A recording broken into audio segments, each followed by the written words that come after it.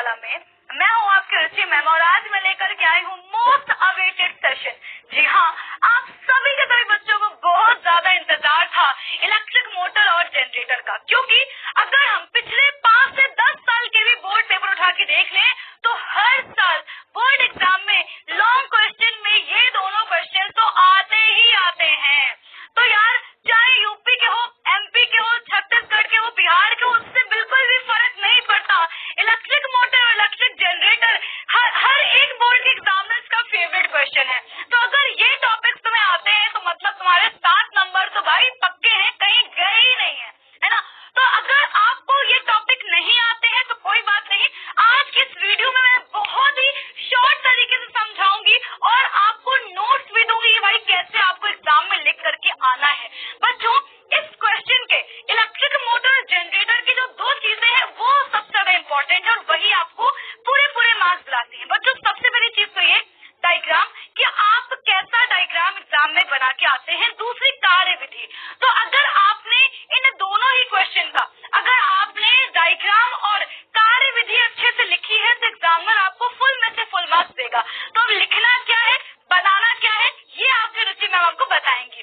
तो चलिए बच्चे शुरू करते हैं और इन दोनों शानदार टॉपिक्स को खत्म करते हैं आज की क्लास में।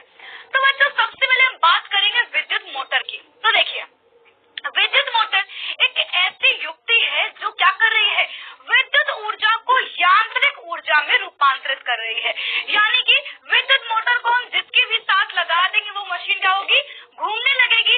मशीन घूम रही है मतलब कि यांत्रिक ऊर्जा मिल रही है। और बेटा, हमें विद्युत ऊर्जा चूंकि इसमें देनी पड़ती है इसलिए हम क्या बोल रहे हैं, विद्युत ऊर्जा को ये यांत्रिक ऊर्जा में बदल देती है।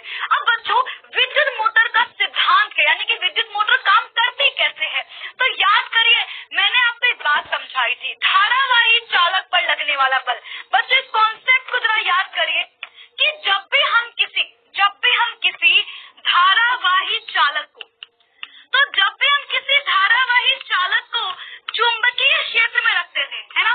जब भी हम किसी धारावाही चालक को चुंबकीय क्षेत्र में रखते थे तो बेटा उस पे क्या होता था, एक बल लगता था। अच्छा बच्चों, बल क्यों लगता था, क्योंकि ऑरिस्टिड के अनुसार जब भी किसी चालक में विद्युत धारा प्रवाहित की जाती है तो उसके चारों ओर चुंबकीय क्षेत्र उत्पन्न हो जाता है। अब जैसे ही हमने विद्युत धारा दी होगी वैसे ही इस चालक के चारों ओर चुंबकीय क्षेत्र उत्पन्न हो गया होगा। अब हमने कहाँ पे इसको रखा हुआ है, हमने इसको शक्तिशाली चुंबकीय क्षेत्र के बीच में रखा है। अब आप सोचो कि यार ये हम कह सकते हैं कि छोटा सा छड़ चुंबक है, छोटा सा चुंबक, विद्युत चुंबक मान लो, ये छोटा सा विद्युत चुंबक है, इसको हमने रखा कहाँ है, इसको हमने शक्तिशाली चुंबकीय क्षेत्र में रखा है। चुंबक के पास से क्या करेगा, बल लगाएगा, या तो आकर्षण बल या फिर प्रतिकर्षण बल। तो यानी कि बच्चों, जब भी किसी धारावाही चालक को चुंबकीय क्षेत्र में रखा जाता है तो उस पर एक बल लगता है, ये बात हमें पता है। अच्छा, ये बल जो है किस दिशा में लग रहा है इसको हम ज्ञात कर सकते हैं फ्लेमिंग के बाएं हाथ के नियम से। बच्चों याद रखिएगा, फ्लेमिंग के बाएं हाथ का जो नियम है इसका ही हम इस्तेमाल करते हैं बल की दिशा को ज्ञात करने के लिए। ये नियम कहता क्या है, तो इस नियम के अनुसार बाएं हाथ की तर्जनी मध्यमा। लोगों ने कहा अकेली लड़की दुनिया में क्या बदलेगा, मैंने बोला क्लाइमेट चेंज कैसे रोके। ज्यादा से ज्यादा नागरिक। नियम कहता क्या है, तो इस नियम के अनुसार बाएं हाथ की तर्जनी मध्यमा, तर्जनी मतलब पहली उंगली, मध्यमा और अंगूठा, इन तीनों कैसे रखना है, परस्पर लंबवत रखना है।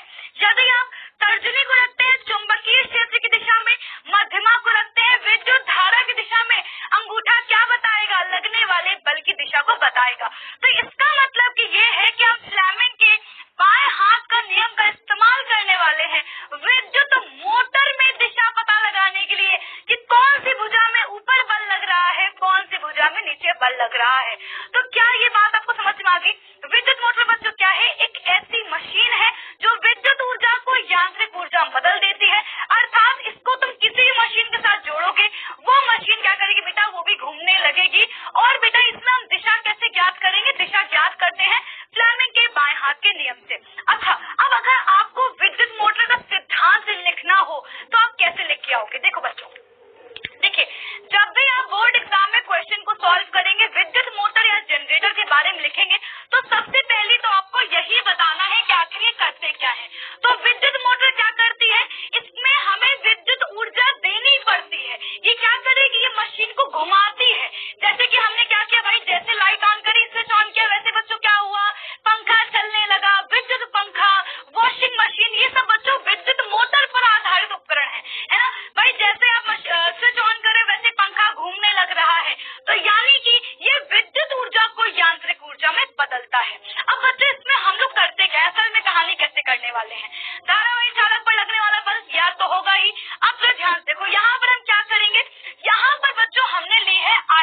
तार कुंडली, है ना। हमने क्या किया भाई, तांबे की जो तांबा का जो तार था उसको हमने क्या किया, आयताकार रूप में लपेटा हुआ है। अच्छा ध्यान सुना बच्चों, आयताकार रूप में ही क्यों लपेटा, आप कहोगे मैम हम तो गोल भी लपेट सकते थे। हमने यहाँ पर आयताकार कुंडली ही क्यों ली है बच्चों, आयताकार कुंडली इसलिए ली है ताकि हमें बल की दिशा को देखने में आसानी पड़ जाए कि आखिरकार जो बल है वो किस दिशा में लग रहा है। ठीक है, अब जरा बच्चों ध्यान से देखना, हम करेंगे क्या, ये हमारी कुंडली है तो क्या हम कह सकते हैं ये हमारा चालक है, भाई तांबे के तार से बनाया है हमने इसको। हम क्या करेंगे बच्चों, इसको हम लोग विद्युत धारा देंगे, यानी कि जो हमारी कुंडली है इसको हम क्या देंगे, जैसे ही हम कुंडली को क्या देंगे, विद्युत धारा देंगे, है ना। बेटा जी हुआ क्या, इसको मैं रखा कहाँ पर है, इसको हमने रखा है शक्तिशाली चुंबकीय क्षेत्र के बीच में। ये N और S बच्चों क्या है, ये शक्तिशाली चुंबकीय ध्रुव है। अब देखो यहाँ पर इसका मतलब क्या है बच्चों, बहुत सारा चुंबकीय क्षेत्र होगा। ऑब्वियस सी बात है, हमें पता है कि जो चुंबकीय रेखाएं बच्चों होती हैं वो हमेशा कहाँ से बेटा कहाँ चलती है, N से S चलती है, ये बात हम जानते हैं। तो यानी कि शक्तिशाली चुंबकीय क्षेत्र के बीच में हमने आयताकार कुंडली को रखा हुआ है और अब हम विद्युत धारा इसको देने वाले हैं। तो जैसे ही धारावाही कुंडली को चुंबकीय क्षेत्र में रखेंगे बेटा क्या होगा, इसकी भुजाओं पर बल लगेगा। अब बेटा इसमें बल कुछ इस प्रकार से लगता है कि एक भुजा पर बल लग रहा होता है ऊपर की ओर, एक भुजा पे बल लगता है नीचे की ओर, यानी कि बल युग्म काम कर रहे हैं ना। बेटा क्या कर रहे हैं, बल युग्म। बच्चों बल युग्म का मतलब क्या होता है, जोड़े में बल लग रहा है। आप बच्चों ऐसे सोचो कि ये किताब है, ठीक है। अब बच्चों इस बुक पे अगर मैं एक फोर्स लगाऊं ऊपर की ओर, एक फोर्स लगे इसके नीचे की ओर, तो बच्चों क्या होगा, ये बुक घूमना स्टार्ट कर देगा भाई। एक पे मैं फोर्स लग रहा है ऊपर, एक भुजा पे फोर्स लग रहा है ऊपर, एक पे लग रहा है नीचे, तो बच्चों क्या होगा, ये अपने स्थान पे घूमने लगेगी। बच्चों इस प्रकार से यहाँ पर भी हो रहा है कि जैसे ही हम धारावाही कुंडली को चुंबकीय क्षेत्र में रखेंगे, इसकी भुजाओं पर बल युग्म काम करेंगे, जिससे ये अपने ही अक्ष पर घूमने लगेगी। तो मैं जो भी चीज को इसके साथ जोड़ दूंगी क्या होगा, वो भी घूमने लगेगी। बहुत ही बढ़िया बच्चों, अब जरा ध्यान सुनिएगा कि यहाँ पर हमें कुछ कुछ बातें याद होनी चाहिए। देखिए बच्चों, तो सबसे पहली चीज है वो ये कि आपको हर एक पार्ट के बारे में, भाग के बारे में पता होना चाहिए। देखिए कुंडली आपको पता है, तांबे के तार को आयताकार रूप में लपेट करके हमने कुंडली बनाई हुई है। इसे ही बच्चों हम लोग क्या बोलते हैं, आर्मेचर भी बोल देते हैं। क्या बोलते हैं, आर्मेचर या कुंडली, बात एक ही है, कुछ भी अलग नहीं है। ठीक है बच्चों, देखिए N और S बच्चों क्या है, ये शक्तिशाली चुंबकीय ध्रुव है। बच्चों ये क्या है, ये चुंबकीय ध्रुव है जो क्या करेंगे बच्चों, जो चुंबकीय क्षेत्र को उत्पन्न करेंगे। ऑब्वियस सी बात है, ये क्या करेंगे बेटा, चुंबकीय क्षेत्र को उत्पन्न करेंगे। बच्चों ध्यान देखना, जो ये डिजाइन आपको दिख रही है ना, ये क्या है बेटा, ये है विभक्त वलय। बच्चों क्या है, विभक्त वलय। तो सबसे पहले तो आपको एक बात याद रखनी है कि विद्युत मोटर में विभक्त वलय लगे होते हैं। बच्चों विभक्त वलय क्या है, धातु के अर्धगोले। देखो बच्चों वलय मतलब क्या होता है, वलय को इंग्लिश में बोलते हैं रिंग। बच्चों रिंग कैसी होती है, बच्चों रिंग कुछ ऐसी होती है। हमने क्या किया, रिंग को बीच से काट दिया, तो बच्चों कुछ ऐसे।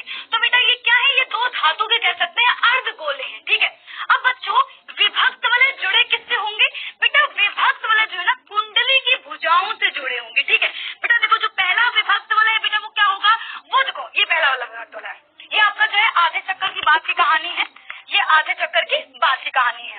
बेटा देखो ये हमारा पहला विभक्त वलय है S1, ये किसके साथ जुड़ा है, ये जुड़ा हुआ है AB भुजा के साथ। जो बेटा जी दूसरा विभक्त वलय है S2, वो जुड़ा हुआ है CD भुजा के साथ।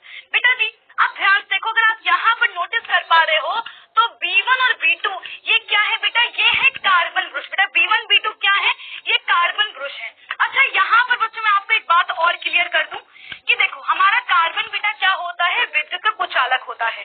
तो बेटा जी हम लोग यहाँ पे क्या यूज करते हैं, ग्रेफाइट असल में यूज करते हैं, पर कहीं कहीं पर आपकी किताबों में क्या लिखा है, कार्बन ब्रुश लिखा हुआ है। ठीक है, तो ये कार्बन के नहीं बने, ग्रेफाइट के ब्रुश बने हैं। पत्तीनुमा संरचना होती है। ठीक है, कैसी संरचना है, पत्तीनुमा संरचना है। और बच्चों ये विभक्त वलय को स्पर्श कर रहे हैं। ठीक है, याद रखना विद्युत मोटर में जो विभक्त वलय है इनका ही बच्चों संबंध होता है किससे, विद्युत स्रोत से। यानी कि जो हम लोग भी विद्युत वलय दे रहे थे, तो बेटा असल में होगा क्या, जो ये कार्बन ब्रुश है यही